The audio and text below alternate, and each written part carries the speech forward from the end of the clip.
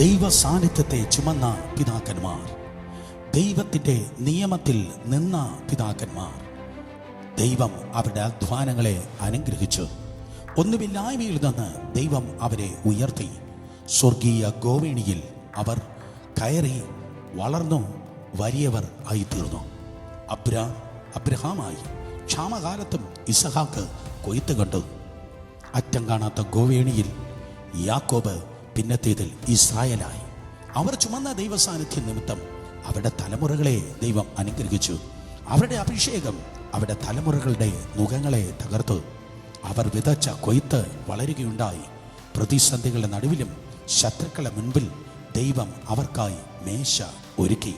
അതെ, ആ പിതാക്കന്മാരുടെ ദൈവം ഇന്ന് നമ്മുടെ ദൈവമാണ്. ഈ തലമുറ അനുഗ്രഹിക്കപ്പെടും. ഈ തലമുറയുടെ മുൻപിൽ വാതിലുകൾ തുറക്കും. ഈ തലമുറ ദൈവിക ജയം കാണും. ഈ തലമുറ ഒരു കൊയ്ത്തിൻ്റെ തലമുറ ആയിത്തീരും.